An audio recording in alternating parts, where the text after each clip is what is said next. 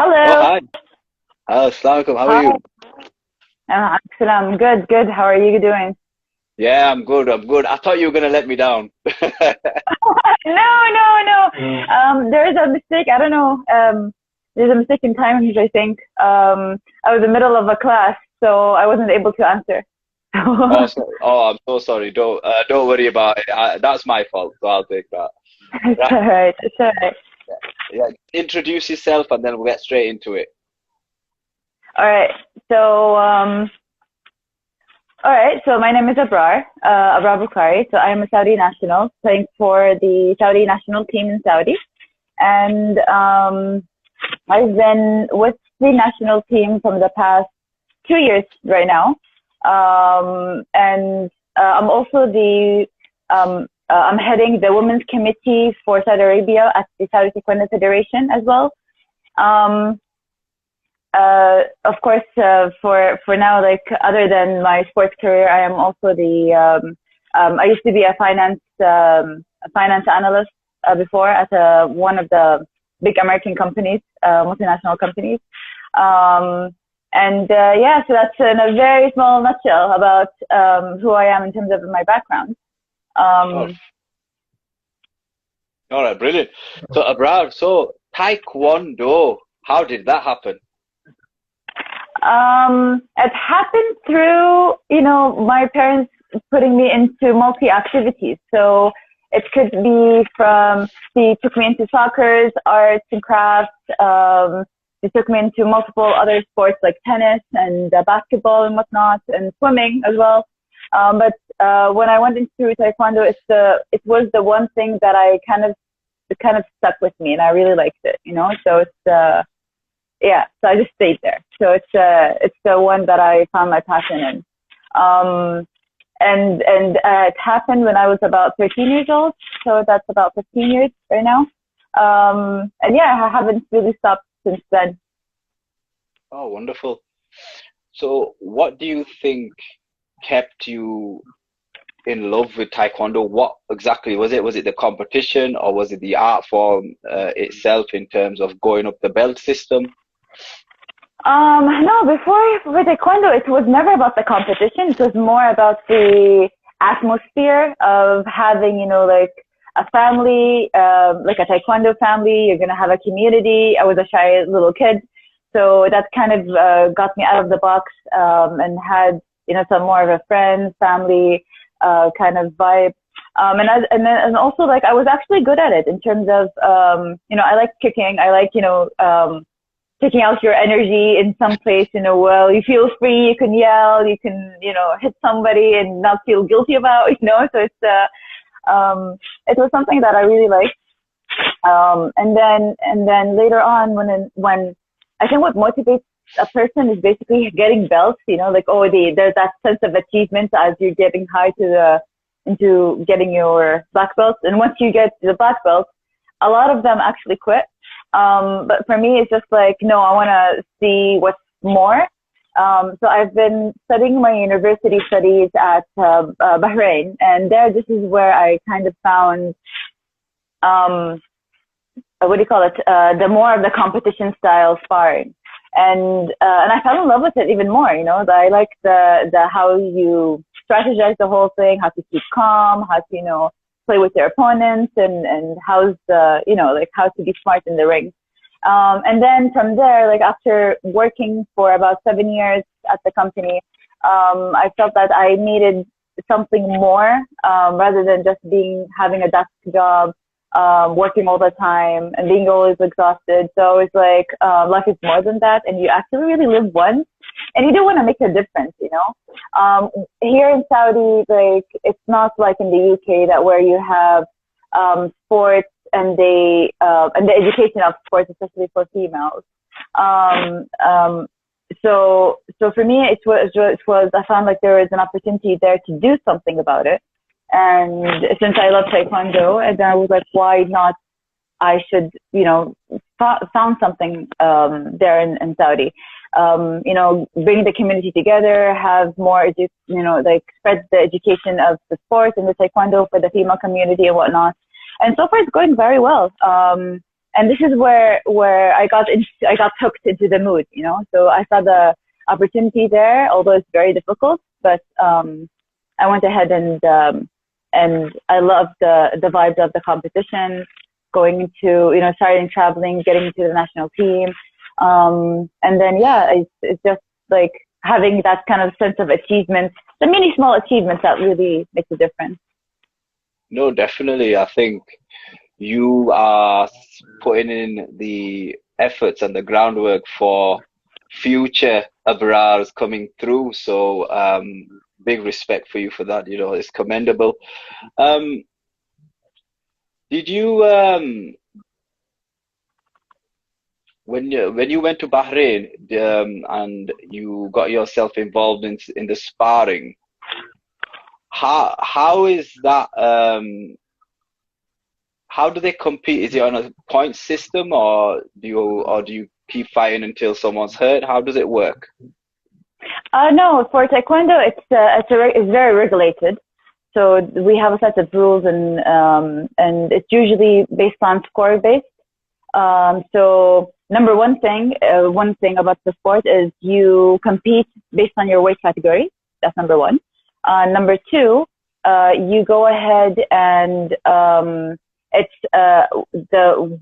there's like a couple of games depending on how many participants in your weight category would be. So you have one game is basically 3 rounds, about maybe like 2 minutes, and then with the 30 seconds of break or 1 minute of break. Depends on the referee what they tell us, you know. So how we win is basically whoever scores the highest. It's an electronic system. So your headgear, you're wearing foot sensors, and the receivers are basically on your chest protectors and the headgear itself.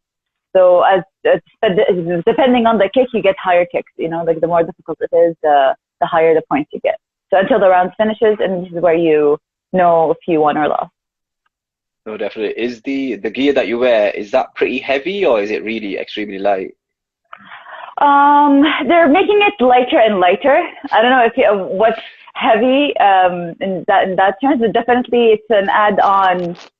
I would say like a kilo more than your weight usually, or 1.5 kilos, 2 kilos max. But you definitely need to get used to it, because sometimes it might be a little bit more larger than you. So it's sometimes difficult to lift your knee up and execute the kick. I don't know, for me, for my weight category, I'm kind of a little bit shorter than usual. So I do find a bit difficulty, but you get used to it and work around it. The uniform, it looks similar to karate. I don't know if it is or not, but it looks similar, and it's got a belt system.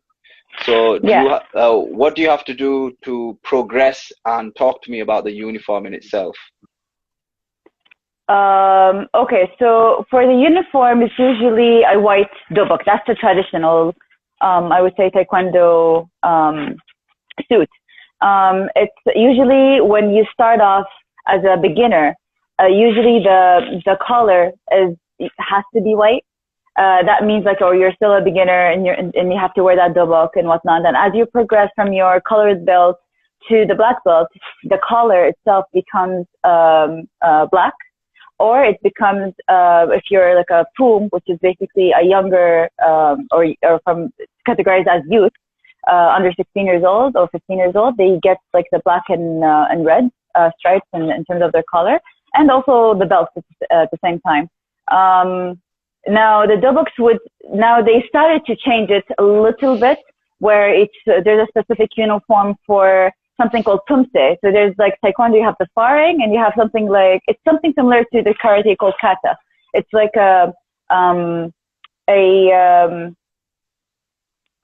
it's kind of like the movement of Taekwondo as if you're sparring with yourself, right? But it's more like, calm. You do it by your own kind of, your own pace, and, it's just something recognized movement that you do for Taekwondo. So that's where the dobok might change a little bit, But otherwise, there's like different materials and whatnot. It depending on your taste, I would say. Oh, thank you for that. You're educating me a little bit. I saw a couple of Taekwondo fights, and it's very entertaining. I didn't know Taekwondo was a sport in the Olympics. I'll be honest with you. I'm learning I a think lot. it's the old one, and that's why I wanted to actually try to educate people because because karate is not an Olympic sport. They're just going in to the Olympics maybe for Tokyo, 2020 supposedly. But after that, it's still not recognized as an official Olympic sport. Taekwondo is. Boxing, I think it is as well. It just became recognized. And judo. Those are the three martial arts I would say that they recognized it. Because of their safety measures and it's very highly, and their scoring levels, how they score and whatnot, So that's the nice thing about Taekwondo. No, definitely, it's definitely interesting. I'll be keeping an eye next year, especially on you. I'll be watching you and the Saudi team. You were talking about the Saudi team at the beginning. In terms of female participation in sport and Taekwondo, how's it going? How's it progressing since you've been involved? It's progressing well, I would say. Small progress is better than no progress at all. It's going slow. We're growing slowly. The people are getting more educated. But there is a lot of needs that needs to be done in terms of, having the facilities to train in, having coaches, having, more motivating activities like competitions, internal competitions, because external sometimes it's much more, let's say, costlier. It needs, you need to have, you have to be recognized, you have to go, there's a lot of processes going on. But if you do it locally, I mean, that's much more easier for them and they get the hang of it before they go ahead and get exposure from people who are much more experts in this game. In terms of the national team, we're about 5 to 6 women so far, 4 from the senior level, about 4 to 5 senior level, and then 2 or 3 from the youth or junior level. But there's a lot of, they're doing very well. I mean, they have the same ambition, they have the talent, they just need focus. They need someone to kind of sit with them and kind of really help them to get them to the next level, So, but I really believe that we do have a lot of potential. Oh, brilliant. Is the government heavily investing in Taekwondo as a sport? Well, the federation are trying their best to help us out as much as they can, for sure. But they're also limited with their budget and whatnot, and there's a lot of processes and bureaucracies happening in Saudi, So it's and I don't want to go into that, but more or less they are trying. Again, small progress is better than no progress at all. And at the same time, but there's a lot of things that needs to be done, I would say. They are helping, but I think we need more. I'm kind of greedy in this kind of thing, So it's like more and more and more. No, definitely. I think the government could definitely afford it. Let's put it that way. Definitely they can. But at the same time, put in mind, like there's not only for Taekwondo, there's a lot of other sports. They're demanding the same thing. They have the basketball team, you have the soccer, you have from the like the rowing. There's a lot of other sports. They're demanding the same kind of attention, I would say. And they're giving for example, the budgets for every federation is exactly the same despite of the number of athletes there, So that itself is just like kind of struggling because if you see like karate, they have like not even quarters of the amounts that we have, that we have almost like 50,000 players in Saudi, But when it comes to karate, they have almost less than half of that, So it's a kind of a bit difficult situation in that and how to, delegate all this kind of attention to whom exactly So you really need to grab their attention and see like, oh, are you worth of the investment or not, So I don't know, it's still like a question mark that we need to still explore. I think you'll get there slowly but surely. In the UK, it's a bit different. You kind of have to be successful to receive funding. That's Yeah. how it is. True. It is here. Yeah. It's which I don't agree with, but uh, we look at it from a medal standpoint. How do the people in Saudi Arabia see the Saudi team when they go to the Olympics, the and all the other championships and the all the other games? Do they, when you come back, is there a massive uproar of, oh wow, they did something for our country, or do they just think, oh, okay, it doesn't matter that much? How is it seen? Because in some countries, you guys would, in India, for example, the boxing team or anyone who's participating in Olympics is seen as a hero. How are you seen in your own country when you come back from the Olympics? They don't get enough attention, unfortunately. Again, education of sport other than football isn't really recognized here in Saudi. Now, I would say, like, especially this year, they started to focus more and more, especially after Rio Olympic Games. Things are getting a bit, like, the sports is getting more exposure in Saudi, and they just announced like a new academy or a new academy for youth to scout out the talents from schools for the kids, you know, and that's, we didn't have, even like in schools, we don't have the sports education as well, you know, or something very minor, you know. You don't have sports like, education in school? No. Oh my God. I'm shocked. So, like, no, unfortunately, like, for me, like, even though if I went for a private school, this wasn't like even a governmental school. Governmental school, just forget about it. There's no such thing as that. And this is especially for women. But for private schools, some schools have it, but again, it's not in an elite level, or you can go ahead and, you know, compete and whatnot, even in universities, you know. So it's but just recently, again, very recently, like this year, the last year, they started to implement that a little bit more and more. Just recently as well, about 2 years ago, they started opening the gyms for women, allowing them to open. Before that, we did not have even gyms, you know, to go ahead and train in. And that was like a kind of a struggle. So it's a very good step that they allowed us right now to go ahead and, you know, make, you know, like at least weight training and be fit and whatnot, and having health education kind of thing. But when it comes to the actual sports, I mean, I think it's from the parents, the education of the parents, how they want to invest in their children and whatnot. And that's what happened with me. And I'm fortunate for that. So when they see like what's about the Olympics, you know, as I mentioned, like it's not as well recognized. Right now, they're starting to recognize for the people who went for the Olympics before, and they're trying to congratulate them from before, you know, like, oh, you know what, we had this person, they got, like, for example, medals before, but before that, nobody even knew about him, you know, so or them. So it's a sad thing, honestly, but I think it's becoming better, and the education is becoming more and more spread around. You surprised me somewhat, telling me about no sports education in governmental schools. That is shocking, because if I compare it to my experience and in the UK, it's a legal obligation. We have to provide physical activity to children. Your government is harming itself for not providing such a resource to your country and its jobs as well. It's baffling to me. They need to sort that out.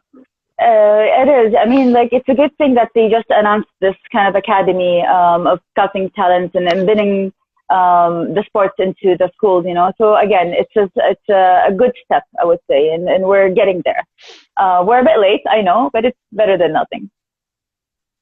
Slow, as you said before, any progress is better than no progress. I don't know how much you know about the approach that the government's making in terms of this new academy. Are they focusing on boys and girls, or will it depend on the sport? No, they focusing on both genders. That's the good thing as well, and that's where I kind of wished I can go back in time and become a kid again. So they could, I might be having a better opportunity, I would say, you know. But yeah, it's for both genders.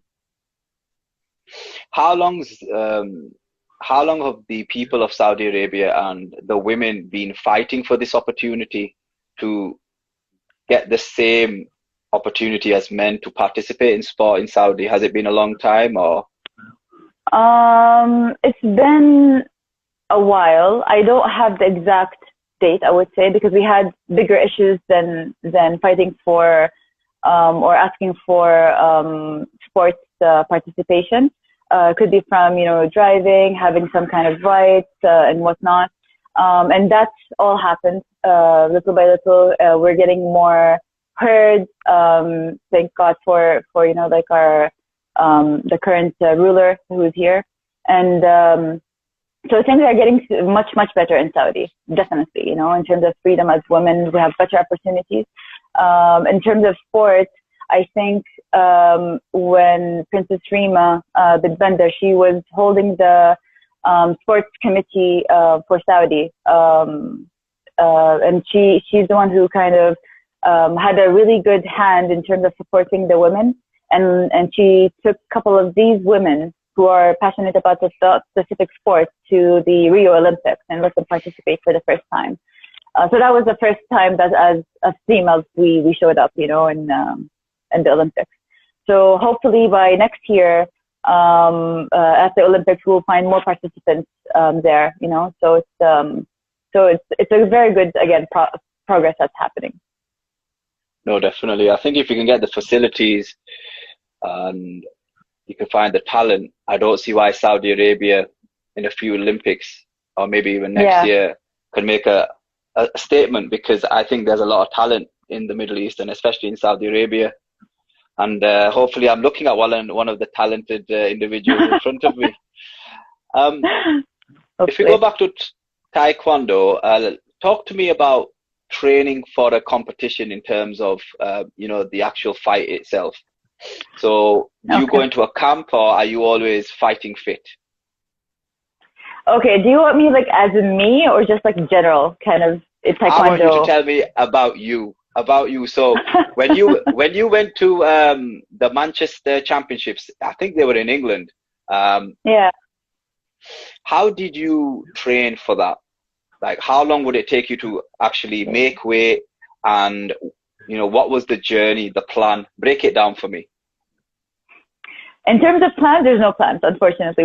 That's still, I would say, we need to work on that a lot, unfortunately. It's, for me, for going to the World Championships, honestly, I didn't know that I was going except like a week before that, or like 2 weeks before that.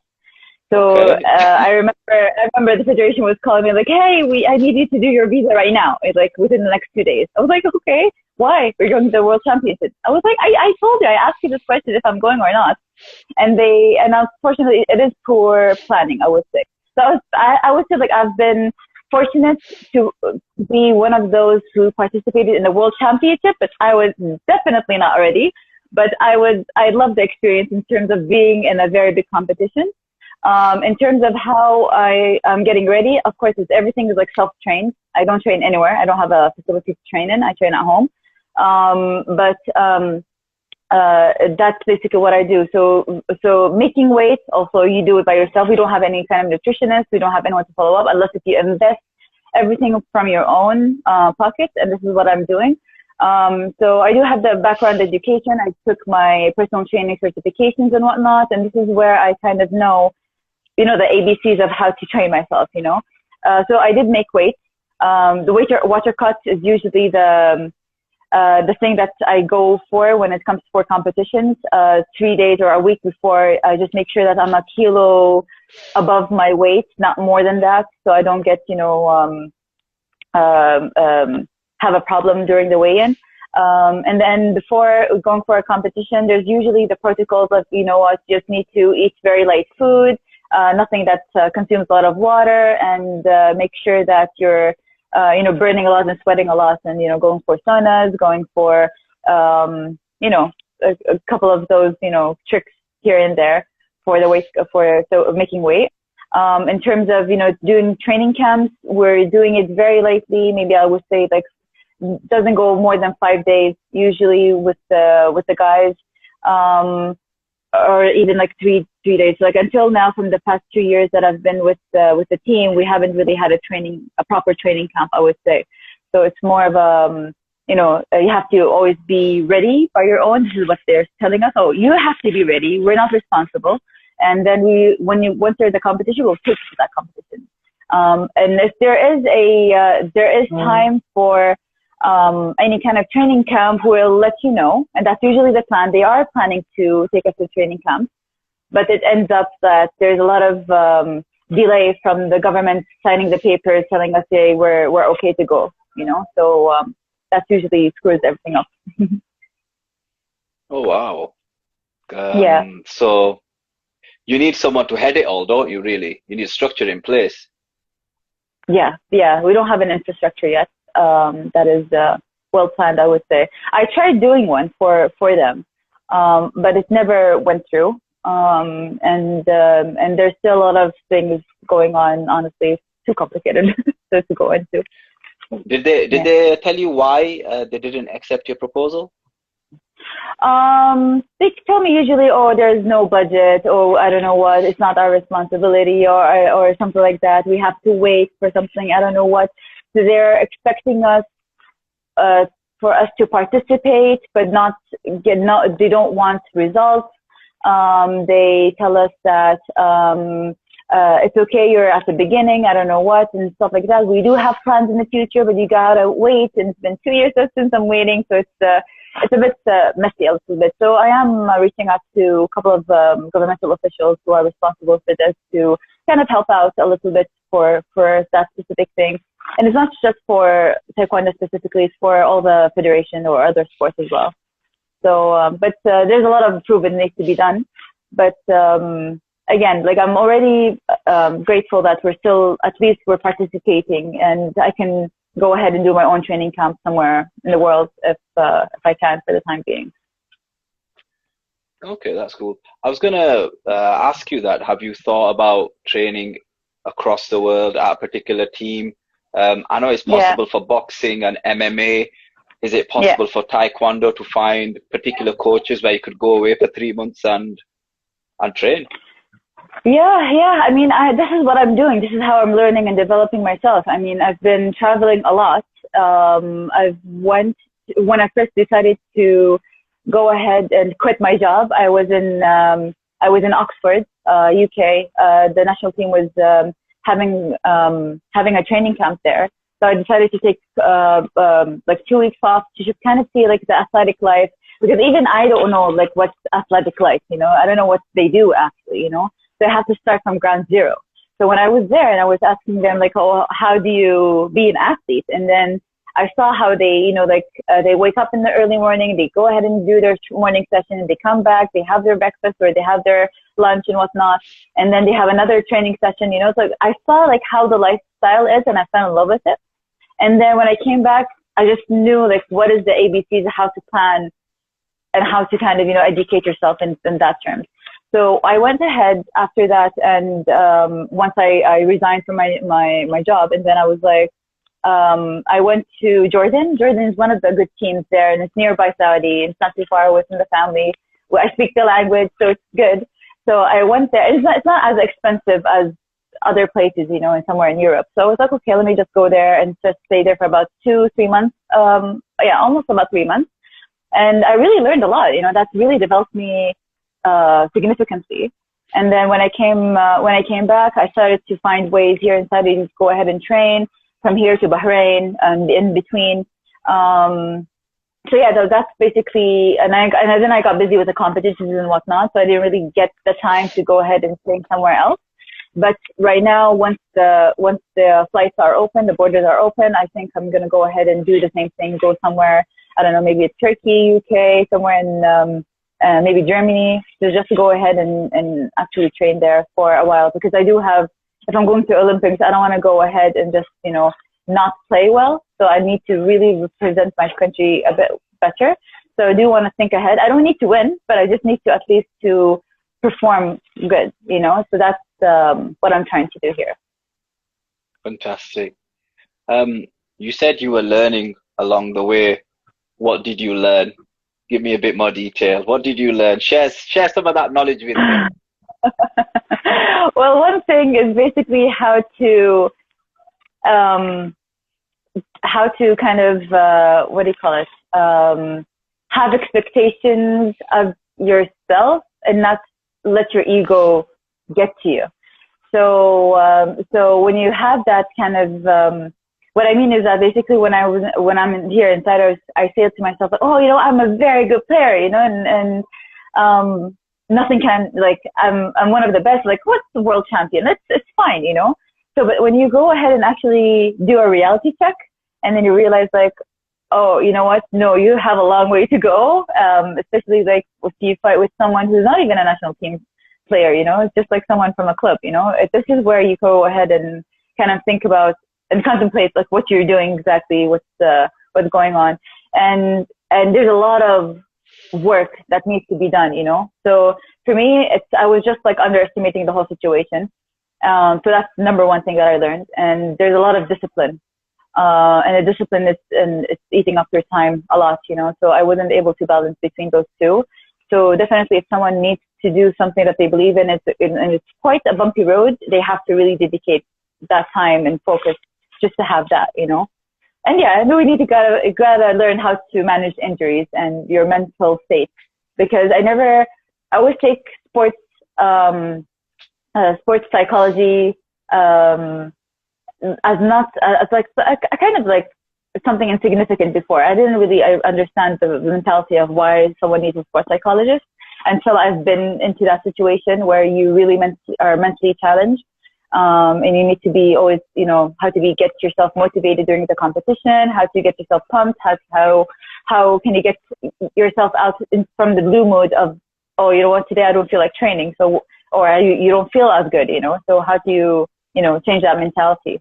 And we don't have that here in Saudi at all, I don't think even in the Middle East sometimes, So that's something that I really learned, that it's I think 90% of your game would be from your mental state, and then the other things would come naturally. Yeah, so those are the main things that I would say, like, I learned. Brilliant. You talked about injury. What injuries have you suffered? I got a partial tear in my ankle ligament. So that's number one.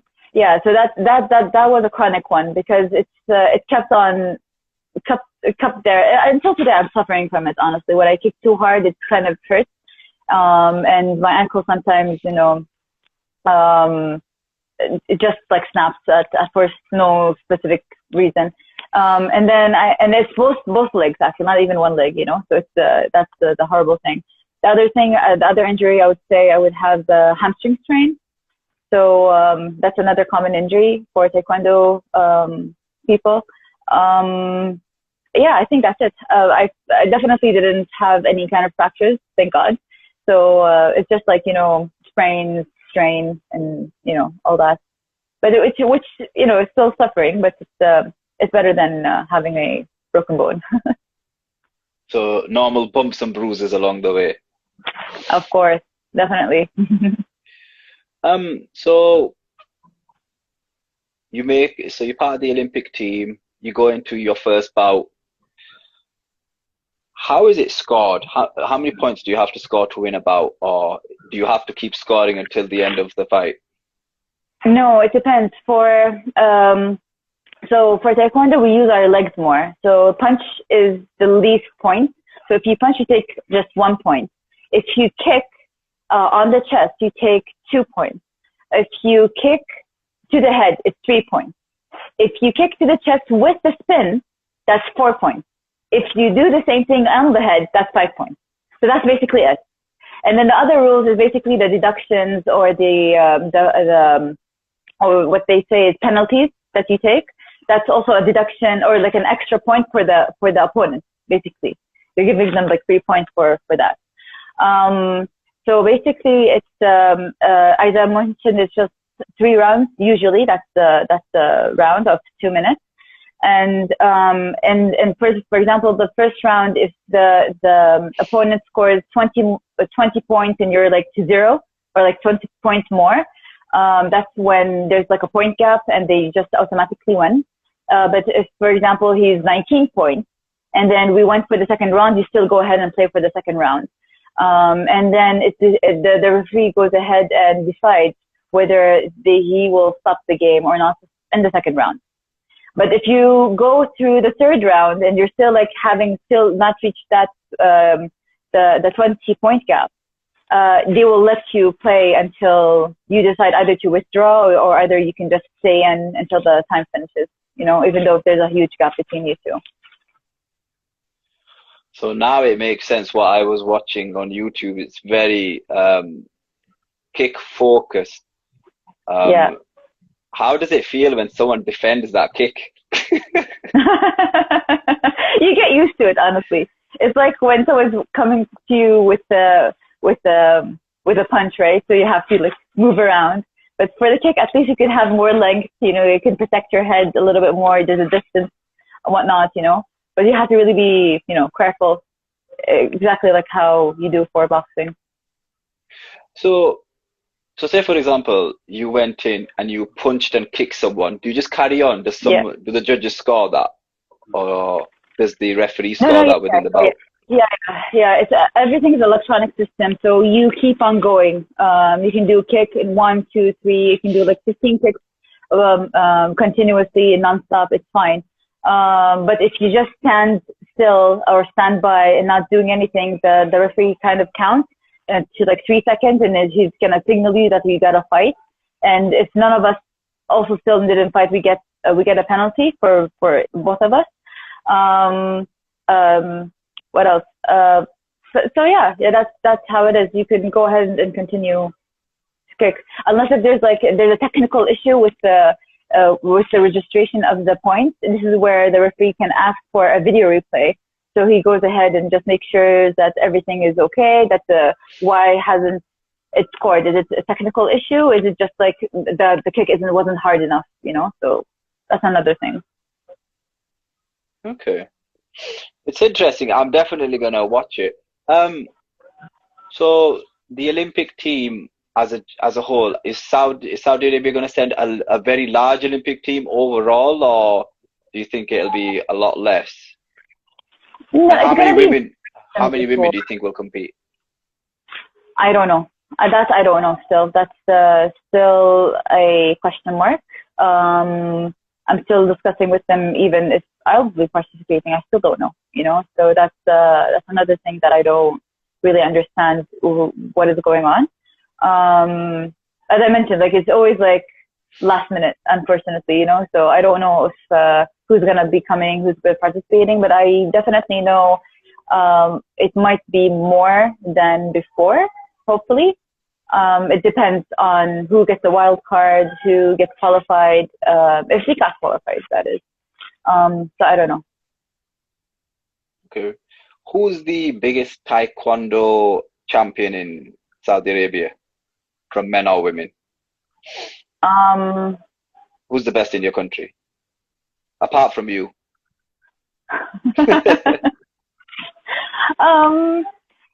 I don't know. It really depends. The guys in the national team, every one of them are very unique because everyone has their own weight category. So I can't really specify who is the best. It comes out with their ranking from their, the people who are in the national team or not. Sometimes they go out and sometimes they stay. It really depends. So I don't really have an answer for that. We don't have anyone like who's standing out to go ahead. But we do have really good players here, and we did participate in could be Junior Olympics, could be from World Championships and whatnot. And some of them won those kind of ranks as well. But I don't know if there's someone who's titled as the best player in Saudi. So, what's the qualification process then to make the Olympic team, or do you just make the team? Okay, so the qualification process usually for Taekwondo worldwide, not only for Saudi. I'm talking about if you wanted to participate, if you wanted to make the team. Yeah. Do you have to go through qualifiers, or do you just make the team? Is it for the national team for Saudi or for Olympic team? For the Olympics um, So for the Saudi participation? team, for both. Talk to me about both. Okay, so for men, usually what's happening is that they make the qualification tournaments basically, depending on how well they do. Um, they make several competitions. They gain points from there, and then at the same time they go ahead for the qualification games, and this is the winner wins basically. That's as simple as that. This is, I think, it's the same thing as what they do in UK. But for the female, because they're fairly new and they're very, very little, they go ahead and, like, for me, because I'm the one who's handling the women's team, I kind of cherry pick them, honestly, for the time being. Because even though when I ask them to do like a competition, that's never gonna happen anytime soon. It will take a lot of time to do it, and I don't know if they're willing to do it. So I have to really select them by my own. So I have to see. So my way of choosing is basically, one, how invested are they in Taekwondo? So are they really working their butt off in terms of achieving their dream? Are they on the specific weight category already? Are they really maintaining their health and whatnot? Are they actually talented, and they have the interest? Because there's a lot of Saudi women who might be very talented, but they don't want to participate in competitions and whatnot, So that's the thing. So doing a competition won't help because we have very few women, and we won't be able to participate, or like for them to compete with someone else anyways. But so yeah, that's basically for the time being. And we have like one girl for each weight category, and there's no someone to compete with them, on that. So unfortunately, that's how it is. But I would say, like, I'm waiting for the time that we do actually have a competition, that we can see kind of out all the talents, because maybe there are some people that I don't know about and I miss, and they deserve a chance to go ahead and do that. They're working very much a lot on themselves and investing, but I don't know about them, and they haven't reached out to me. So that's another gap that I would say, like, I need to close. Okay, that's interesting. And I'm Yeah, sure you'll get there. You said you were the head of this women's committee. What yeah. is your job? What is your job role? What's the Basically, expectation? the expectation is basically handling everything that's for women participation, meaning, so if they have any questions, like where to train, how to get educated in Taekwondo, who are the trainers, female trainers, if there's any kind of announcement from the federation, I'm the person who communicates that kind of news to them. If they have any problems from the women, I can go ahead and escalate it to the officials. If we're trying to plan for, spreading Taekwondo more by, providing more education in terms of, having more trainers, masters, having more referees in Saudi, helping them participate, or helping them planning the budgets for the competitions and whatnot. So we can plan who are we getting exactly, and where do you want to make the training camps, what's good, what's not good, who is able to go ahead and participate, have no issues with their parents and whatnot and their guardians. So that's basically what I do for the time being. And yeah, that's it. It sounds like a lot. How do you manage it? I was very heavily invested and very passionate about it, but when I see there's not much of a response from their end, in terms of the work that I'm doing, and you don't see much about the value, or there's no appreciation, you start to tone down a little bit and just become, the communicator, I would say. Like, whatever the ladies want, I try to help them out, try to support it in my own way. I don't need to speak to them. Try to educate more people in terms of, the community, making deals with the universities, with the schools, teach, spreading the Taekwondo itself. And if I need anything from the federation, I go ahead and ask them for that. How do I manage? Because I dedicated my life for Taekwondo right now, right? So that's what I do, and that's what I'm passionate about, and I really wanted to excel, and this is where I go ahead and do that, But otherwise, am I relying on them to do something? I'll tell you no. I won't be able to do that, and I don't have anything in my hands to actually make things happen, you know. But I can try my best to kind of, you know, give them, embed the idea in their heads and put the plan in place, and that's it. Fantastic. Thank you so much for that. What's your dream then? What's the dream? What is the ambition for Abrar? What do you want to accomplish? Number one, I do want to become the best player in Saudi. That's number one. In terms of becoming like not just like a normal player, that is, no, I do want to have a really good when I do go ahead in the field, I do want to feel the opponent is having a challenge, you know. It's not just like, oh, you know what, this is an easy opponent. That's number one. So becoming an actual champion in that terms. I don't care about the medals. I don't care about that. As much as I care about my own specific development in this sport and how am I able to succeed. Number two, of course, is I want to participate in the Olympics. That's the ultimate dream, of course. Or representing one of the other big games. Could be from Asian Games, could be another time for the World Championships when I'm ready, not when I'm surprised. Another dream I would say, I do want the Taekwondo sport to be spread across Saudi, and I want it to become the actual sport in Saudi, rather than hearing everyone saying, oh, yeah, you know, soccer, everyone knows what's football, but nobody knows about what is Taekwondo, you know. So I don't want them to mix up between what is Taekwondo, what is Karate. I want them to, you know, have only that mindset in their heads, having it in their schools. So I'm planning to open, or hoping, and this is what I'm envisioned, having more than 100 schools in Saudi for females specifically for Taekwondo. And that's a big project that I want to work on. And yeah, so that's the ultimate dream, I would say. Of course, I would later on want to become a national team trainer at the end. But this is where I need to be really go through the athletic life first to see like how things work and get the proper education before I go ahead and take that step, you know, and have some kind of, you know, knowledge before I go ahead.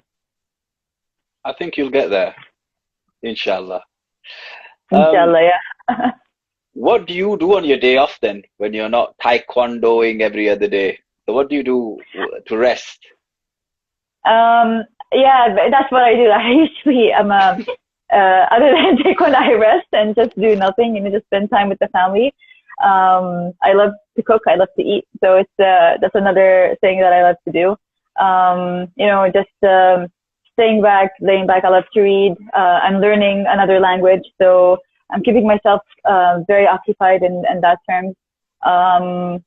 Yeah, so that's when I'm not too exhausted. I go ahead and you know, like stay with the family and friends and do some extra work other than sport. You know, so it's. What language are you learning? Turkish. Turkish. Why Turkish? Yeah. I have Turkish roots. So my grandfather and my uncles all speak Turkish fluently, and they're Turkish. I go to Turkey pretty much very often, and I love the country, and I love their food, and I love everything there, and I love the culture. I do have accommodation there, so I go there very frequently. So it's one of the places where I do want to retire in, you know. So it's good for me to go ahead and learn it, since I do have families who speak it, so I can, you know, I use it very more oftenly, you know. Mentioning Turkey, the drama series Ertugrul has absolutely swept the world. Yeah. I'm sure you've seen it. What are your thoughts on Ertugrul and Osman? How it was portrayed on TV. It's on Netflix, I think one of them is now.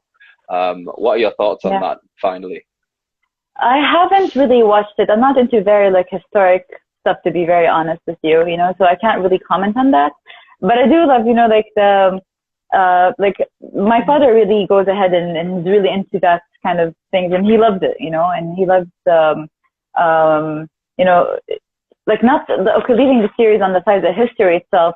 He likes it because it had an empire before, you know, before it actually been broken off, and things went to the ruins. The empire itself, he said, like what I heard, that it was pretty much good and glorious at that time. There are a couple of things that are not good as well, but more or less, I think it's all right. I think I like the history generally, like like when people speak about the Roman Empire, how it was, and how well their people were living. When you see someone from outside, you say, oh, you know what, but they colonized us, or I don't know what they've done to us. So there's always like two different opinions on that. So yeah, I can't really comment much on it.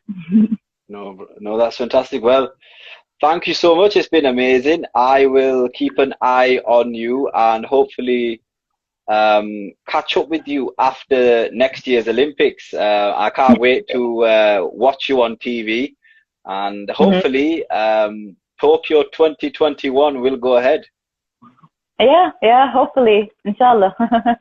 Inshallah. Thank you so much for your time. Thank you. This will soon become on radio in the UK, and it will also, the interview will be edited and it'll be on Spotify as well, which I'll send to you. Okay? Perfect. Thank you so much. No worries. Thanks for your time. Assalamu alaikum. Take care. Yeah, alaikum salam. Bye-bye.